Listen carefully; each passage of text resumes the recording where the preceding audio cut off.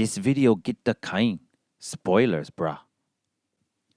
Hello, my name is a legendary Zoltan, and welcome to a Valkyrie Profile Extreme FAQ.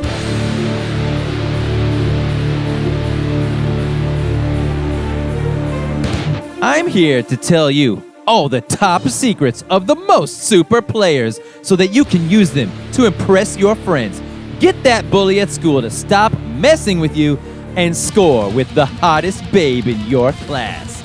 After you learn the secrets in this video, everybody's gonna wish they could be you. So let's do it to it. First off, let me tell you the differences between the original PS1 game and the PSP remaster entitled Valkyrie Profile Lenneth. The PSP version has new CG full motion videos. They look excellent. You cannot switch to other characters instantly in the equipment or skill menus with the L or R buttons. You also cannot sort items. You can't change the equipment of anyone not in your active party. When you change Lenneth's weapon, it unequips her skills. And the anime opening in the PS1 version is gone and replaced with a CG one. When you start Valkyrie Profile, you choose a difficulty. You may be surprised to hear this, but hard mode isn't the hardest mode. For starters, enemies do not have increased parameters in hard mode. The main increase in difficulty is supposed to come from the fact that all the characters you recruit will start at level 1. But this is actually a blessing in disguise, because leveling a character from level 1 is faster, and you get to decide where all of the skill points go instead of having a bunch of points already spent in skills you don't want. It also allows you to take much greater advantage of accessories that give you more HP and more skill points upon leveling up. You also have more time per chapter to do what you need to do. All characters are available for recruitment, and special hard mode only dungeons become available. These dungeons, while more difficult and puzzle-oriented than the others, are completely optional. So you can get all the benefits of hard mode and none of the detriments by simply playing on hard mode and skipping the last dungeon in each chapter. But if you choose to go through these dungeons, they will give you weapons and items that will make you more powerful, further reducing the difficulty of this game. This next one isn't a secret, it's just a tip. When Freya tells you what kind of warrior she wants you to send, write it down on a piece of paper because you cannot go back later to check those criteria.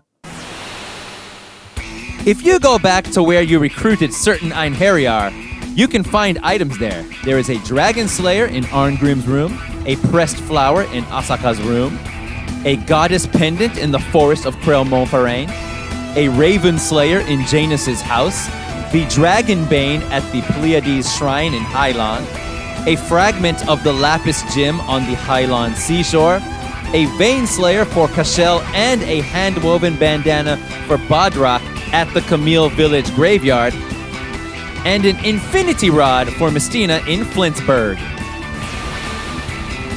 The story trigger for Arngrim's scene is just walking outside and walking back into the house again. You're welcome. Chest explosions always knock you opposite the way you are facing.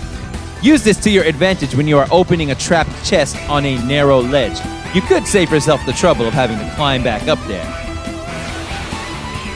Chests that contain monsters will respawn if you don't take the item after defeating the monster and leave and come back. The acid in the Solerno Academy that you use to keep the large vines from growing back lasts for 14 screen changes.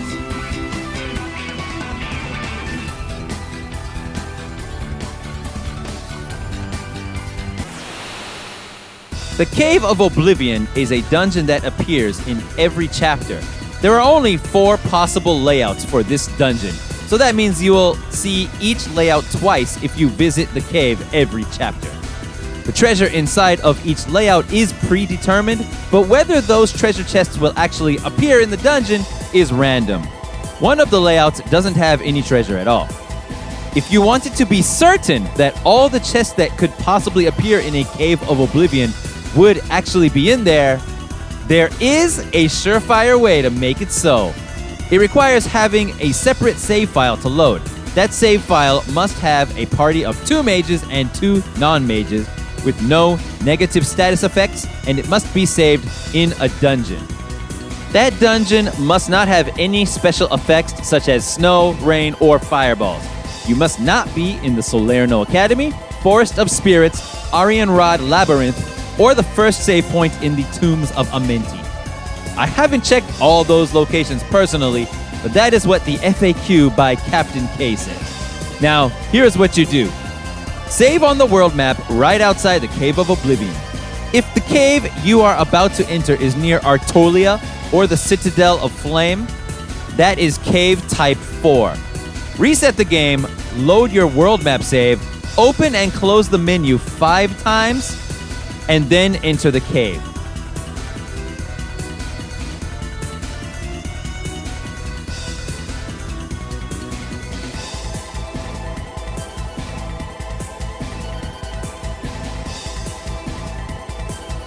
This cave only has 1 chest in it though. It's a golden egg. If the cave is near the Solde Catacombs or the Forest of Spirits, that is cave type 3. Reset the game, load your dungeon save, load your world map save, and enter the cave. Super easy, right?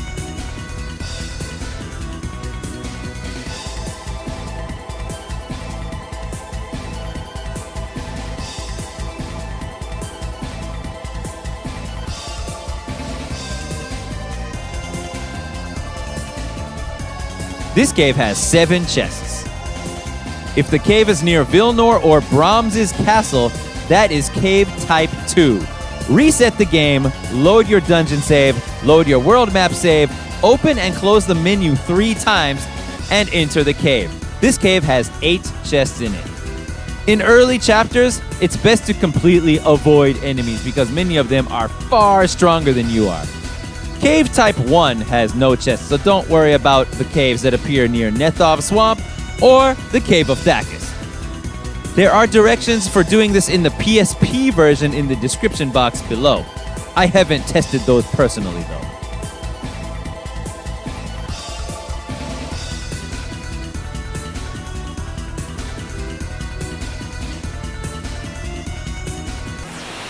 The Scarlet Forge is a sword that grants the user the ability to absorb fire damage. In other words, fire heals you instead of hurting you.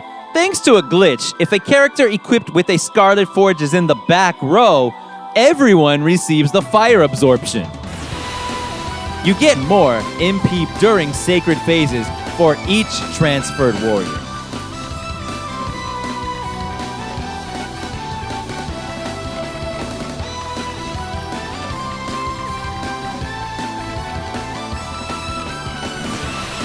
The Lucid Potion makes your character invisible until you press their character button to attack. But offensive spells and items that can be used from the menu won't remove your invisibility status. The last artifact you can get from any sacred phase at the end of an odd-numbered chapter is always a random piece of equipment. Some weapons say in the description the name of an element / death. This means that if the enemy is weak to that element, they can be insta-killed by that weapon. Many weapons and magic staves have a chance to break during combat. A weapon like the Dragon Slayer, for example, has a 5% chance to break. If the weapon will break, it will happen at the start of the enemy's turn. That means that if you can kill all the enemies in a single turn, the weapon will have no chance to break. Magic staves, on the other hand, can break immediately after you cast a spell. Angel Curios automatically resurrect the character upon death and have a chance to break. Equipping 2 of them will not allow you to be resurrected twice as many times, however, because if one breaks, you lose both of them. Not that there is any reason to do this outside of a speedrun, but if you have no weapon equipped, you will automatically use the character's first attack, and you will always deal your highest possible amount of damage with no variation.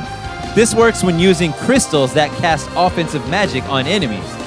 If you use one without a weapon equipped, every hit will deal the maximum possible damage.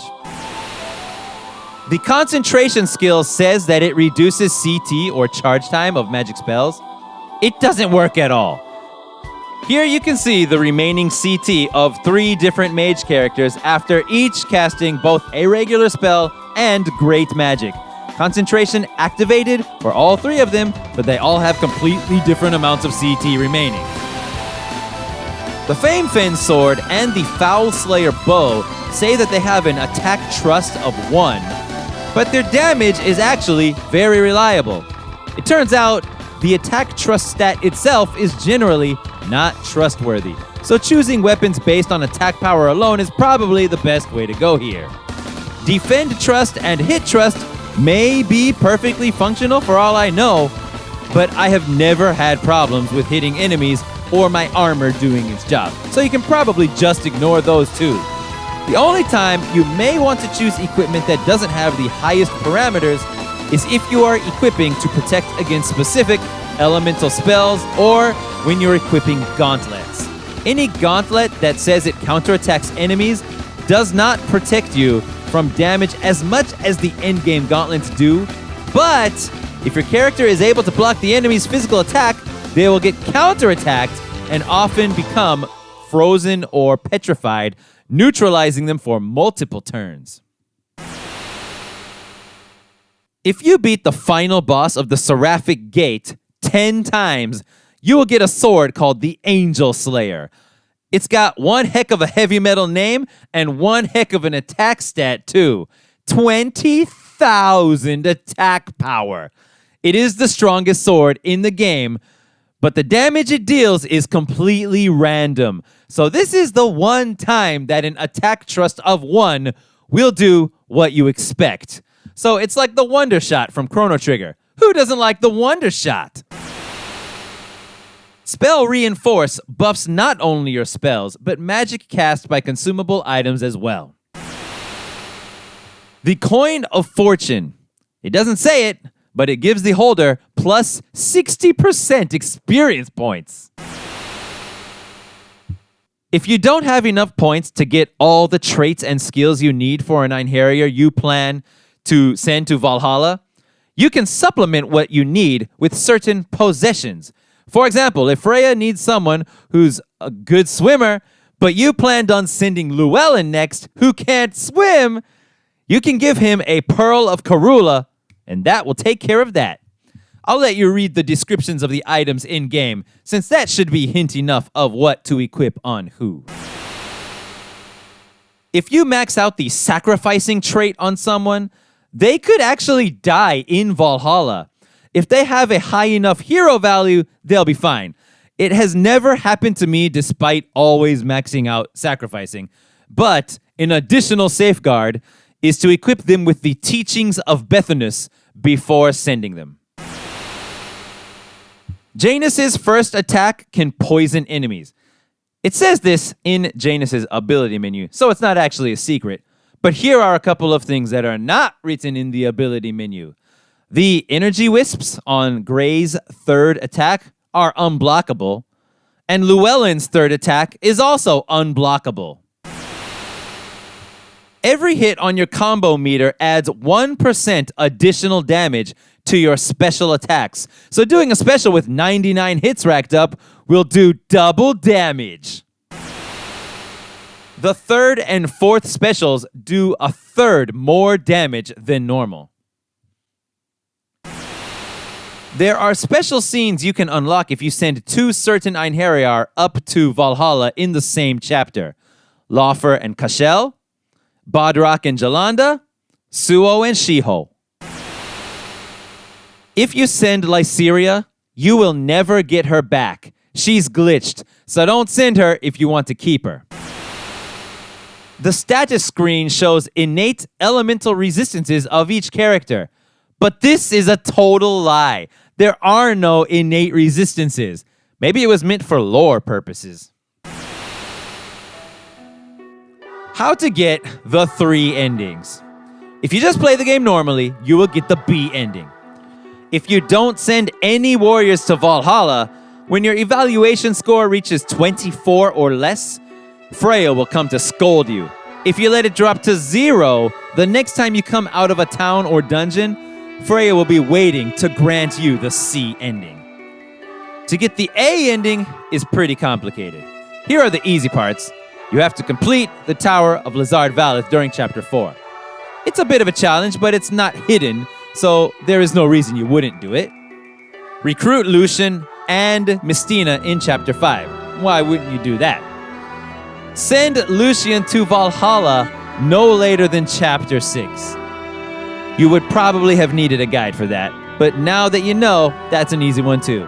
And lastly, you need to lower Valkyrie's seal value to 37 or lower by or during Chapter 7.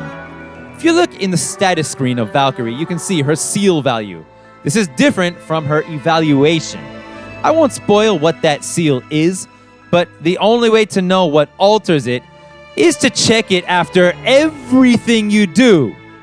Or look it up. Or just listen to me. The higher the value, the stronger the seal. The lower the value, the weaker the seal.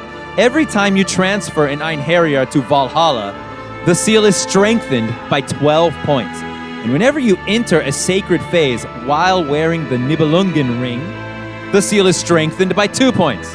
If you don't wear the ring during a sacred phase, the seal will weaken by 2 points. You can just take off the Nibelungen ring as soon as you start the game and never equip it again. There is no advantage in keeping a perfect seal value throughout the game. Recruiting characters weakens the seal by 2 points. Recruiting Mystina weakens it by 15 points. And recruiting Lucian weakens it by 20. Defeating Lizard Valith in Chapter 4 weakens it by 15. Meeting Brahms in his castle lowers it by 10. And watching specific scenes at both Jerebellum and Weeping Lily Meadow will each weaken it by 15. So here is what you do. Play the first 3 chapters normally. Just make sure you don't go to Jerebellum or Weeping Lily Meadow. In Chapter 4, send up an Einherjar right at the beginning of the chapter. Then continue doing everything as you are guided to do them. Once you enter Lizard Valith's tower, don't leave without finishing it. Then watch the scenes at Jerebellum and Weeping Lily Meadow. Then go meet Brahms in his castle. Don't ever equip the Nibelungen ring, and that is 99% of the job done. All that's left is to make sure you send Lucian to Valhalla no later than Chapter 6. That should give you a low enough seal value to get the A ending. You know you got the A ending when your last spiritual concentration in Chapter 8 directs you to Weeping Lily Meadow. Good luck. Not all characters are equal in terms of combat strength. The greatest source of damage from any character is their special attack, also known as a Purify Weird Soul attack or PWS attack. You can tell who is weak and who is strong just by playing the game, but here are the damage multipliers for each character's special attack. Mages all have the same special attack, so I have included just the strongest magic special attacks. Starting from the weakest.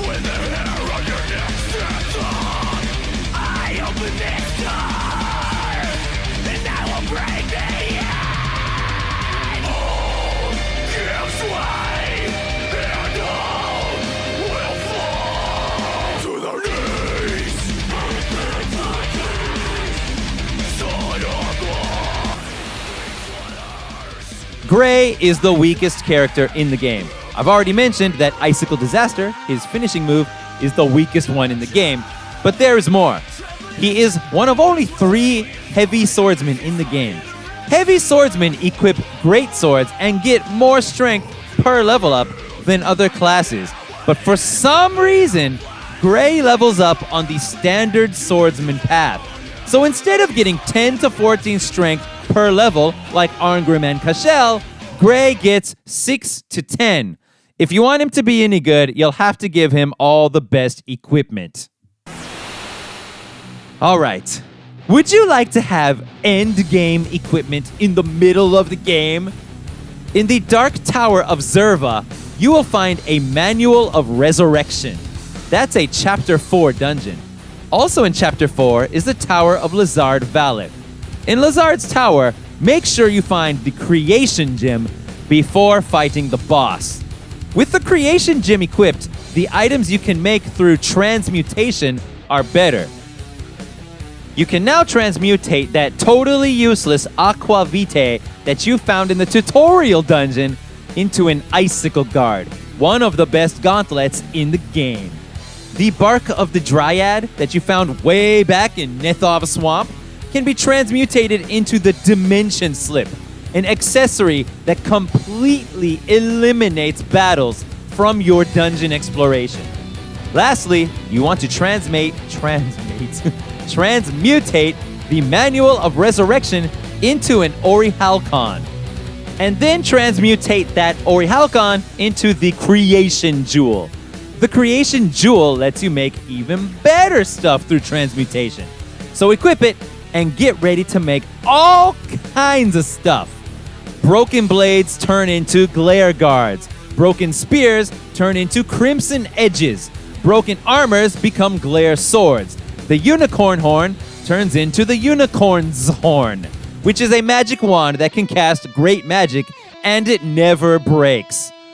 Holy relics and books of everlasting life turn into icicle swords. And you are now decked out until Chapter 8. And you don't have to fight battles anymore except for bosses. How freaking sick is that? The golden eggs permanently increase a character's strength, intelligence, dex, and agility by random amounts between 1 and 10. The holy drops increase your parameters by a random amount between 1 and 20.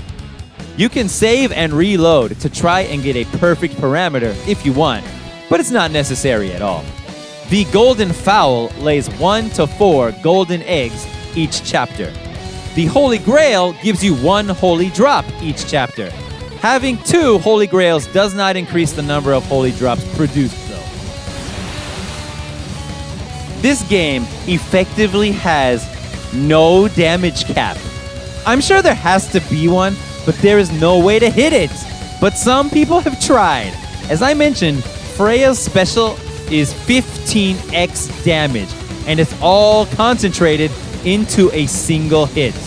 There is a genius Japanese video about how to get Freya to deal what was at the time the most damage ever dealt in a single hit in all of RPG history. What they did is first give all the golden eggs that they've accumulated throughout the game to Freya. They saved first, used one on her, and if she didn't get the full 10-point increase in strength, they reset until she did. Then they did the same thing with all of her level ups. Instead of fighting battles to level up, they saved, leveled her up with party experience, and reset if she didn't get the full 10 points of strength. Then they get into a fight with 4 Necro Centipedes. You need 4 of them because every hit from Celestial Star will hit all enemies and count as 4 hits on the combo meter instead of just 1. They cast Might Reinforce, cast Sap Guard on the enemies, rack up a 99 hit combo, and finish it off with Ether Strike for a damage number that is seriously just out of this world. The damage you are about to see is only possible against Necro Centipedes because they are weak to poison. And are you ready for this? It turns out Ether Strike is a poison elemental attack. Never would have guessed that in a million years. Check out this insanity.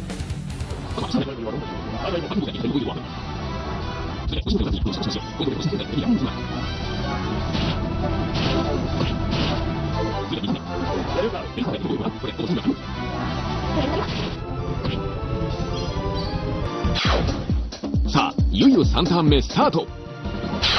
そしてコンボ開始。まずは通常技や魔法でタイミングよくコンボをつなげヒット数を稼いでいく。なぜならこのゲームコンボのヒット数に比例して最後に出す決め技の威力が上がるというシステムになっているからだ。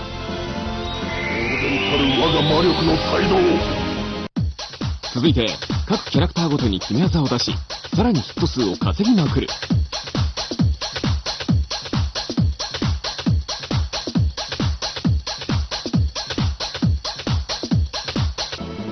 これでコンボ数が限界の99ヒットに。我ながらなかなかの威力です。そしてついにフレイの出番が来ました。果たして RPG 史上最高の一撃ダメージとはいかに。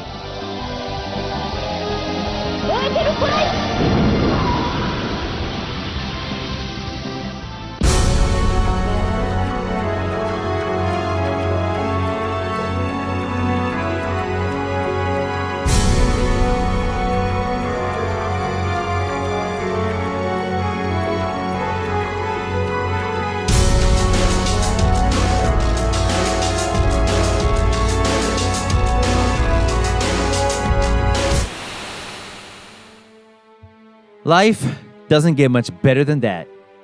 But it does get a little bit better. A couple things they don't mention here is whether or not they actually saved before the end of every chapter and reset until they got the maximum number of golden eggs from the golden fowl. They might not have. You can get up to 4 per chapter. They also don't mention holy drops at all. Each one can give you up to 20 strength. They also probably didn't do that RNG manipulation trick to make sure they got the golden eggs from the caves of Oblivion. And to top it all off, you don't have to save and reload over and over until you get perfect level ups anymore. That's right. Instead of reloading 1,300 times like they did in that video, you can RNG manipulate it. Here is what you do if you are doing this in the Seraphic Gate. You need to have a separate save file on the world map, and you need to have no mages in your battle party in your Seraphic Gate save.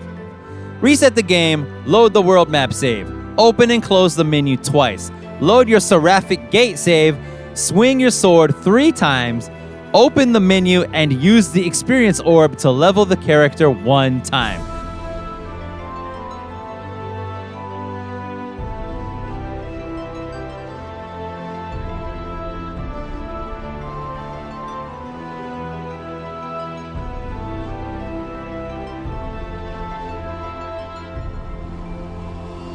And there you go, a perfect level up every time. Now that I've told you all that, I have found another video of someone that mentions specifically using holy drops. It also says that if Freya's strength wasn't over 440 upon recruitment, they reset. This video is by Syrup and Benny channel, a Japanese channel. They used the Android version of the game. There is one thing, one big thing even, that the Android version of this game can lord over all of the other versions. It's got beautiful, high-resolution graphics. I don't know how they did it. Perhaps they had all the original PlayStation-era assets, or maybe they used AI upscaling. I don't know, but this video is so beautiful, we do not deserve to see it. So, dudes and dudettes, I hope you've cleared a space in your house where you want the river to go through, because you're about to cry one.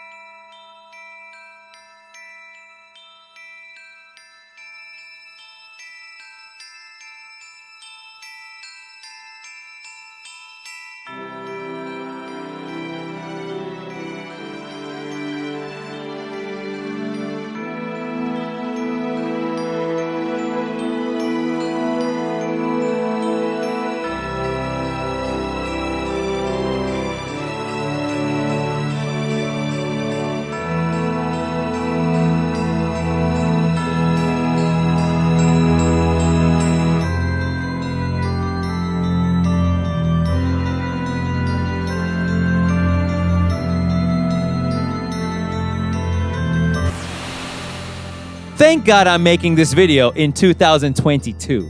This game came out in December of 1999 in Japan and in August of 2000 in North America. But this person made this video 3 months ago. Someone has taken one of the least popular characters of this game and shown us all how to make him one of the best. I'm talking about Llewelyn. Look at his special attack, Layer Storm, in the rankings. 4th from the bottom if he gets 7 hits. Sometimes the enemy will be very large and you can get over 10 hits. 10 hits would elevate him to mid-tier. He'd be at a damage multiplier of almost 6, which is the same as Arngrim's Final Blast. Well, what if I told you that Lin Ta Quang found a way to ensure that Llewelyn lands all 20 hits on even very small enemies? If you can land all 20 hits, that would be a damage multiplier of 12, which means that from the time you find the Dark skill in the Archdane Ruins in Chapter 5 up till the final boss, where you get the Glance Reviver, Layer Storm will be the strongest attack in the game. Shadow Servant.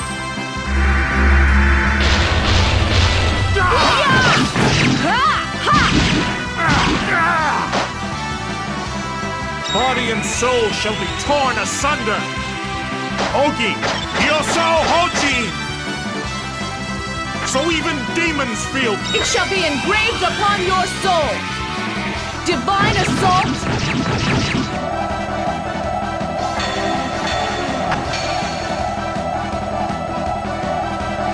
Ha! Nivalang Valesti. You have no hope of survival. In the name of all the gods. Finishing strike. Firestorm! Firestorm!